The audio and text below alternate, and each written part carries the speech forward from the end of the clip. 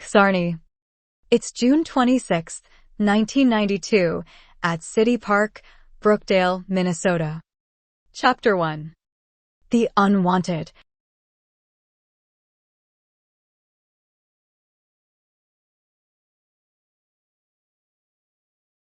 As I sat alone in my cramped room within the shabby Greenhaven, Minnesota dwelling, I was aware of the musty scent of aged timber that permeated the air. The space was modestly furnished, with only a mattress placed directly on the floor for me to sleep on and a basket overflowing with rumpled clothes, serving as my sole storage unit. Yet, my walls were decorated with posters of my beloved rock stars, showcasing my undying admiration for them.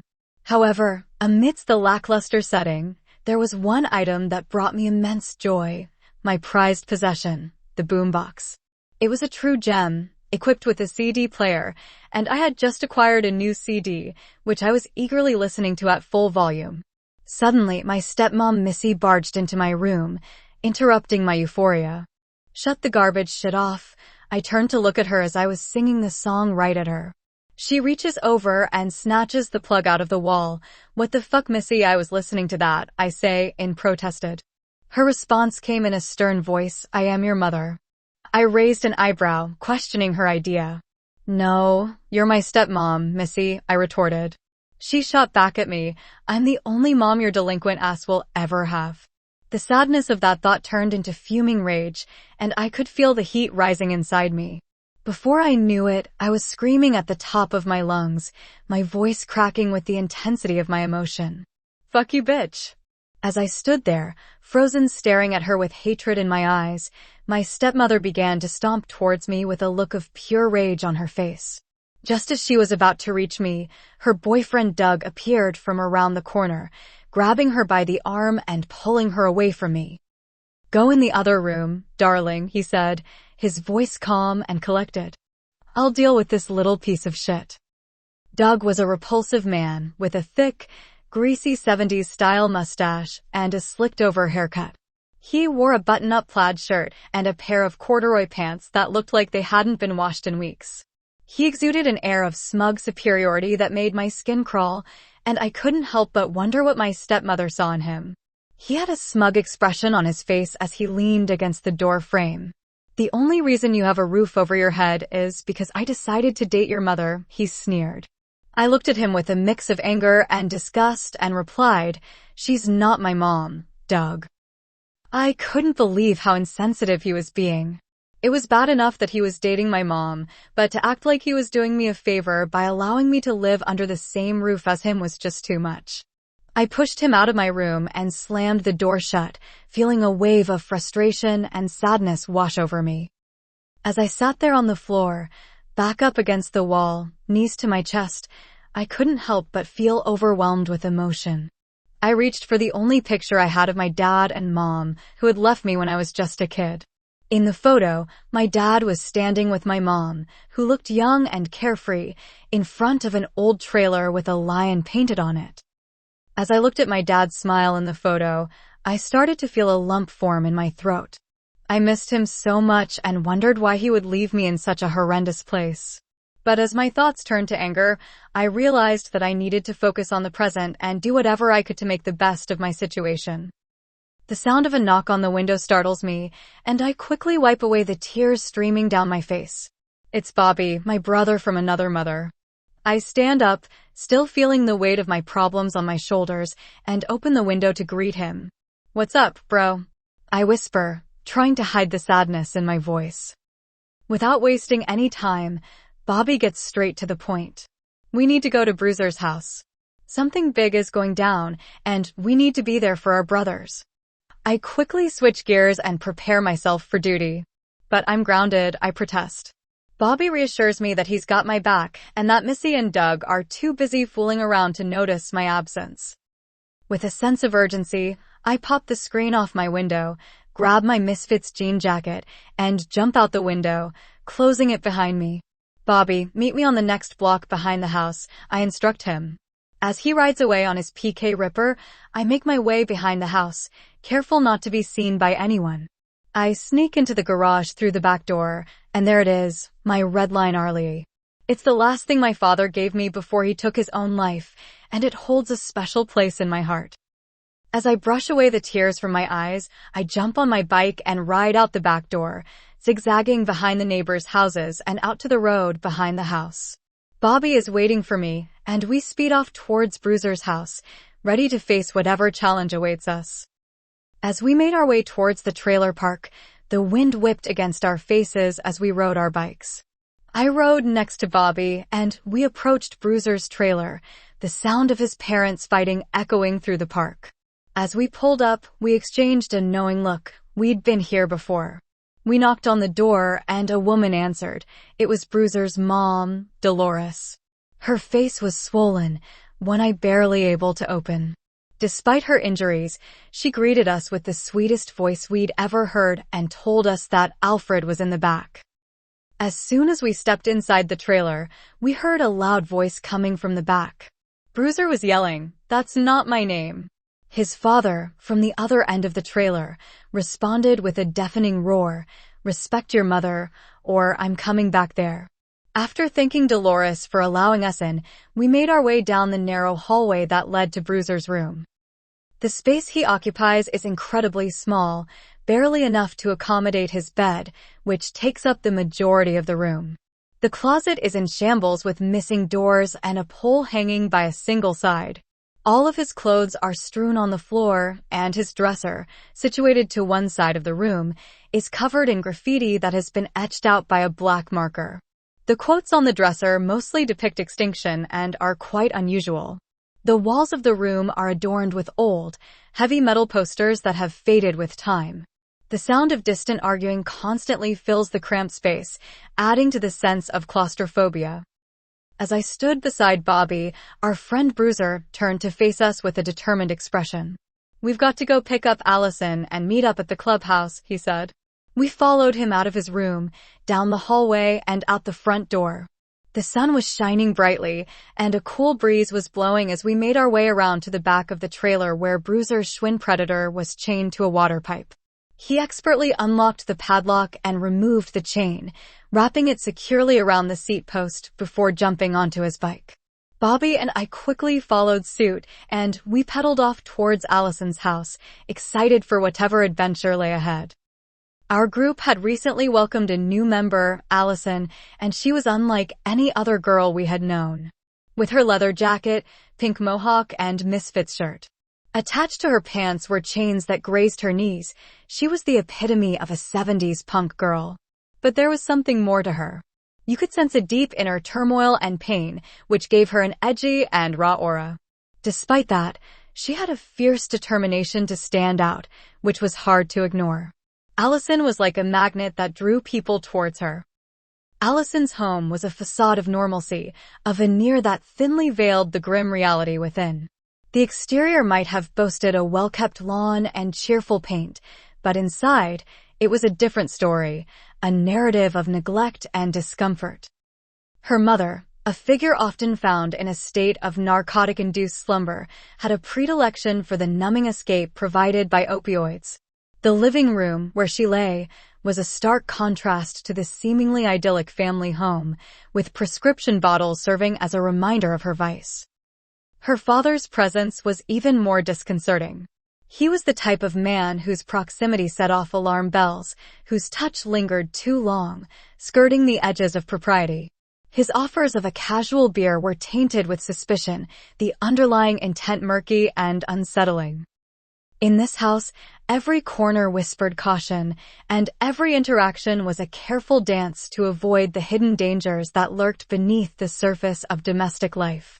It was a place where one learned to tread lightly, to observe from a distance, and to guard against the shadows that dwelled in plain sight. The knock on the door reverberated through the house, a stark contrast to the unease that filled the air.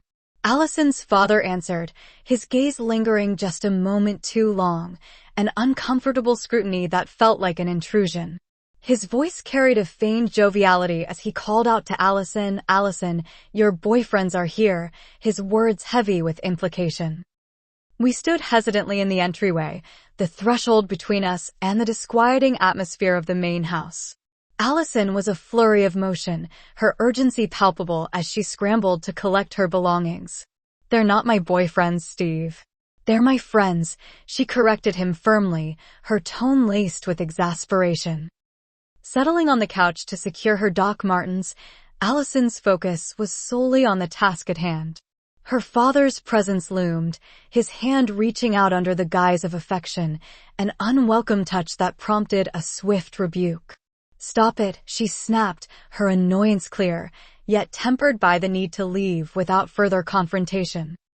His persistence was unsettling, cloaked in the language of love, yet devoid of its true meaning. "Sweetheart, I just love you. Touching you is just how I show my love," he insisted, oblivious or indifferent to the boundaries he overstepped. With a mix of determination and discomfort, Allison rose, her boots half-tied, her actions speaking louder than any words could. "I'll just finish tying this outside," she declared, her movement towards the door a silent plea for escape. We moved aside, a silent support, as she brushed past us, eager to put distance between herself and the oppressive walls of her home. The garage door groaned open, a stark contrast to the silence that had enveloped us moments before. Allison emerged, her movements deliberate as she reached for her bike, a white and blue skyway that seemed too vibrant against the garage's dark palette.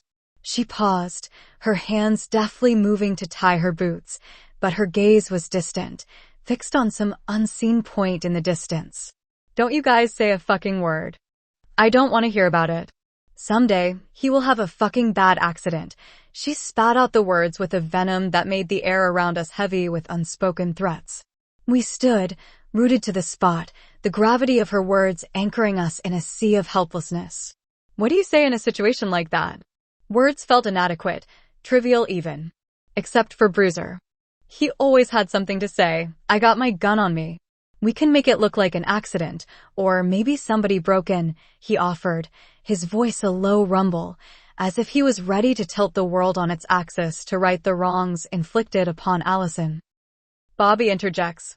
"We got to head to the clubhouse. Joel is waiting for us there." Allison looks at Bruiser with a severe look.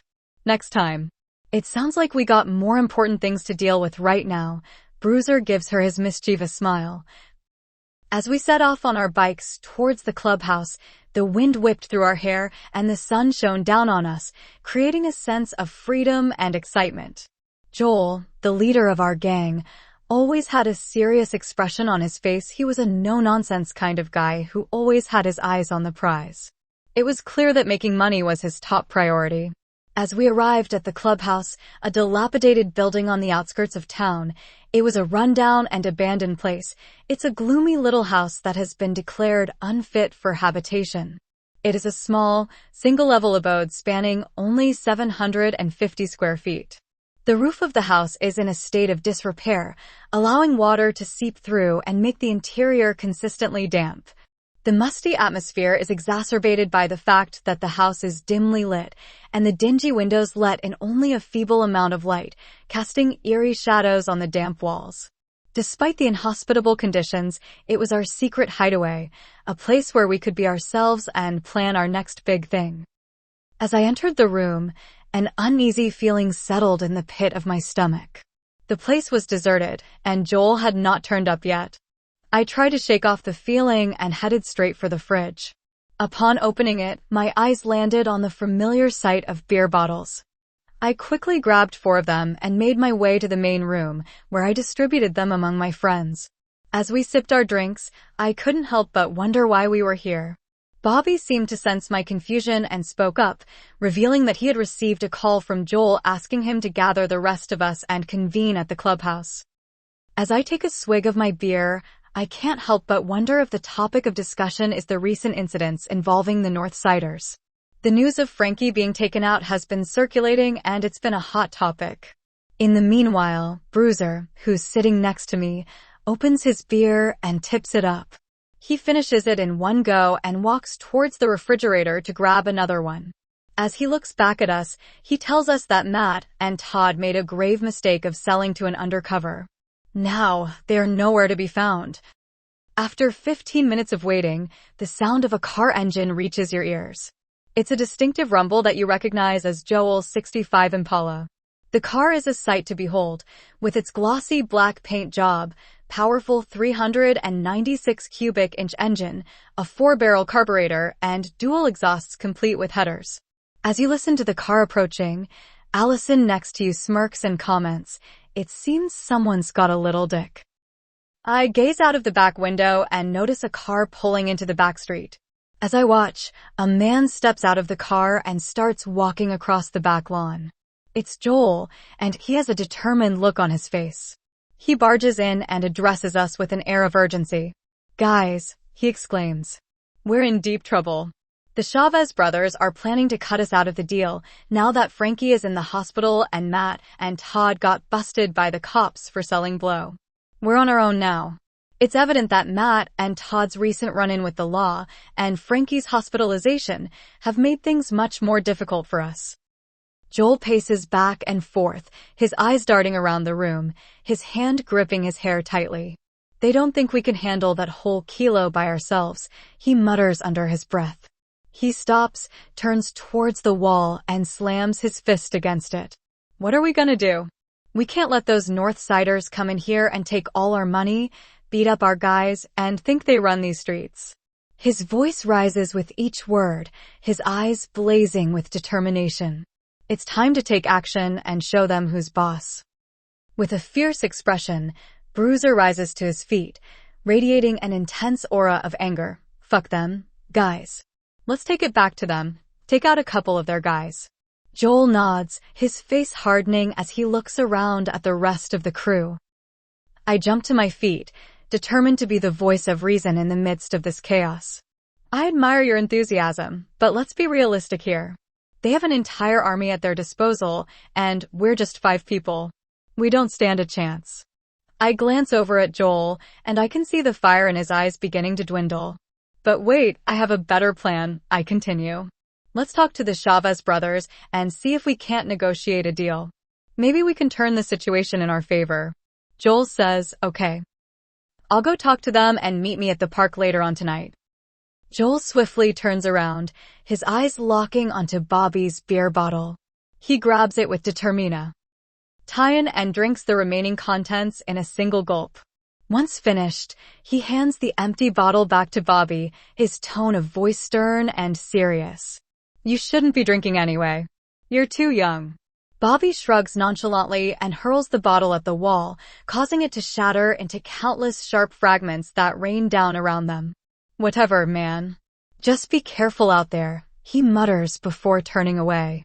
Joel doesn't respond, instead making his way out of the back door and into the yard. He walks across the uneven terrain to the back street where his car is parked, ready to take off. Bruiser abruptly stands up from his chair, his hand reaching for his gun that's resting on the table beside him. He grips it tightly and points it towards the wall across the room. His voice is tense as he says, "I think we should just take out the Chavez brothers."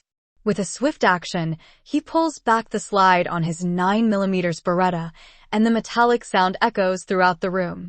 He empties the clip into the wall across from us. The suddenness of the action makes everyone jump, and Allison lets out a scream. "Put that fucking thing away," she yells, her eyes narrowed with anger. "You want to get us all caught?" I rose swiftly, my hand shooting out to press the gun's barrel downward. Bruiser's reflex was quicker. He parried my hand aside and redirected the weapon towards the wall. Our eyes locked, a silent conversation in a glance. "So this is how you want to die, in a shootout with a drug lord?" I challenged.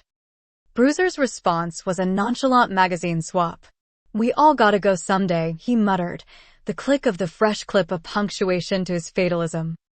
Bobby, visibly shaken, pressed himself against the wall, his eyes mirroring the fear he felt. I think Joel is right. We should stick to the plan." "I don't want to die in a shootout with a drug lord," he stammered, voicing the dread that hung in the air. I stepped into the center of the room, raising my hands in a calming gesture. "Everybody, just relax. We're going to the park. We'll wait for Joel. Then we'll make a plan." "Okay." A collective nod rippled through the room, a silent accord. "All right, "Let's grab our bikes and head to the park," I declared. Bruiser tucked the gun back into his waistband with a finality that seemed to close the chapter on the tension. We seized our bikes and filed out the door, the rhythm of our ride to the park a temporary escape from the night's gravity. Chapter 2. Gutter Punks.